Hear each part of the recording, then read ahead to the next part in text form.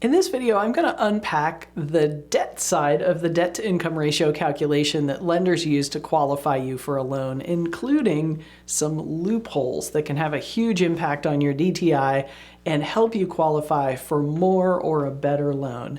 This video is part 2 in a series all about the debt to income ratio in mortgage lending.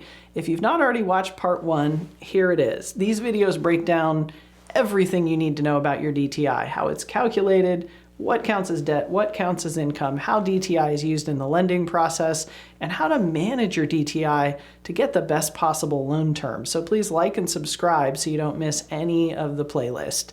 To briefly recap, your debt to income ratio is calculated 2 ways.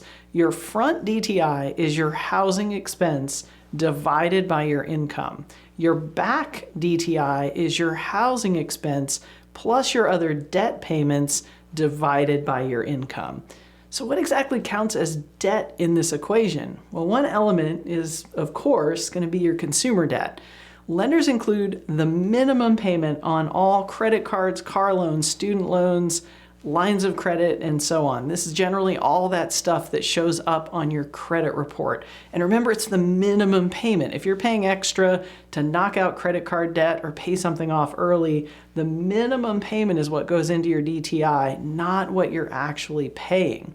Now, if any of your student loans are deferred or in forbearance, your credit report probably isn't going to show a minimum payment. And when we lenders don't know what a payment is on a student loan, we have a shortcut. We can use either 0.5 or 1% of your loan balance as a stand-in. But if you're able to prove your payment is going to be less than that, we may be able to use the real smaller payment. And this can be true even if you're on an income-based repayment plan and your required minimum payment is 0. If you pay a child support payment, that's part of your DTI as well. And although income tax isn't part of your DTI, payment plans with the IRS are included.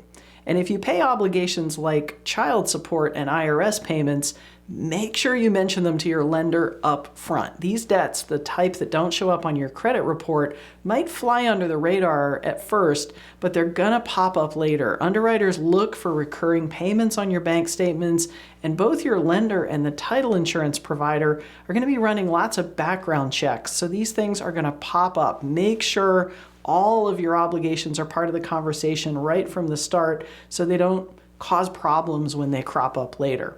And of course, your debt also includes your housing payment. If you're purchasing a new home, kind of the point of the exercise, the payment for the new place that you're buying, the new loan, including the mortgage itself, property taxes, insurance, and any homeowners association dues if you're buying a place in a condo or a townhome, and mortgage insurance if you're putting less than 20% down. That aggregate, called your PITI, or principal, interest, tax, and insurance, will be used in figuring your DTI.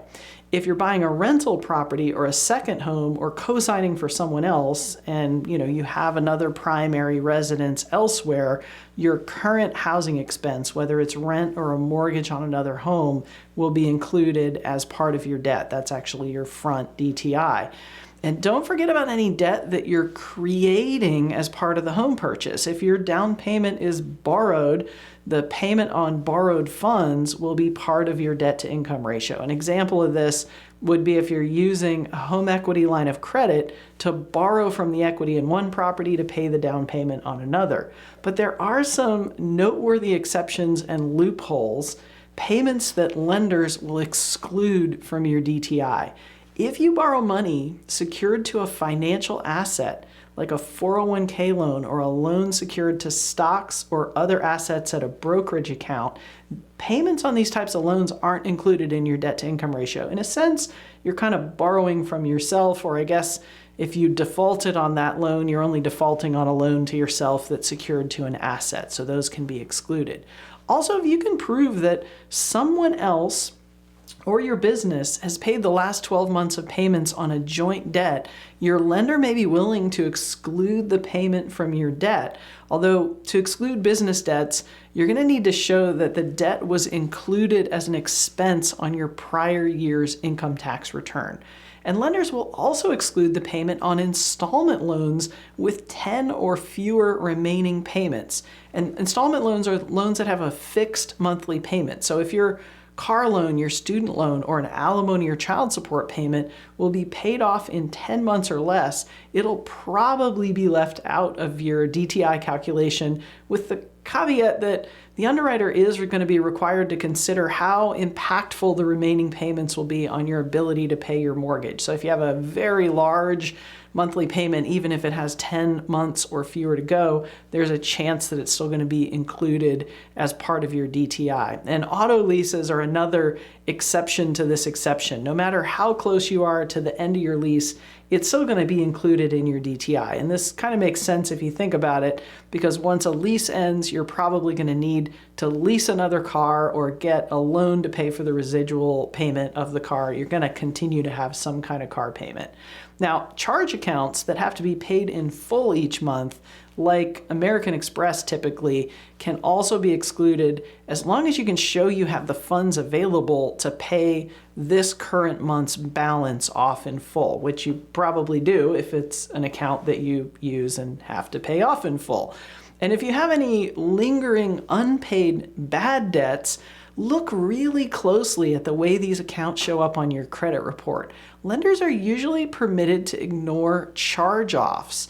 The creditor has written the debt off, given up on collecting it, so no payment is applicable or required. You're not going to be chased by this lender for this bad debt. But if an account is listed as a collection on your credit report, it has to be included as a payment in your DTI. I guess I should say, unless you're paying it off, it's got to be included as a payment in your DTI.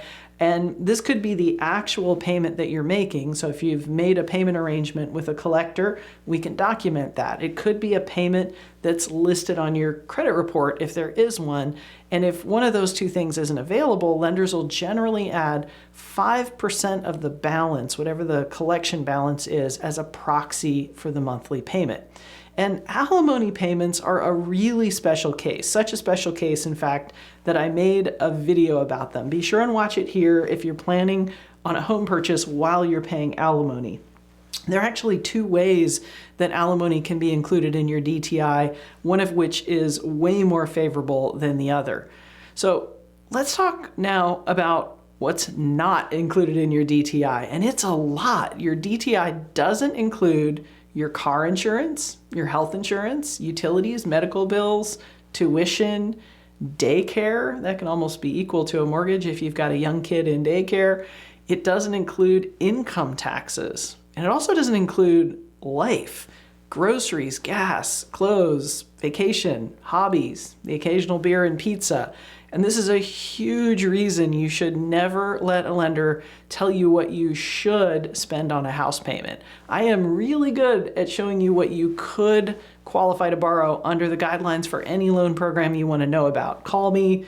I'd love to talk. I can help out. But when it comes to how much monthly payment you should responsibly take on, the amount you can borrow without winding up mortgage poor and unhappy, you need to carefully consider your own budget. And if you're planning for your first home purchase, or you're going to move to a new home that's going to bump up your monthly payment, I highly recommend that you try on your future budget for size with a technique I call Live the Budget. This video goes into more detail. It's what I did when I purchased my first home, and it was as empowering as it was enlightening. It was kind of shocking, actually, how quickly I could save when I started using this technique as well. But if you want professional help with determining a responsible amount of monthly payment to take on, talk to a financial planner. I'd be happy to connect you with a great planner, or ask your network of financial planners where you want to get that advice. So that's it for the debt part of DTI. Next, let's talk about the income side of the equation. I'll see you in the next video.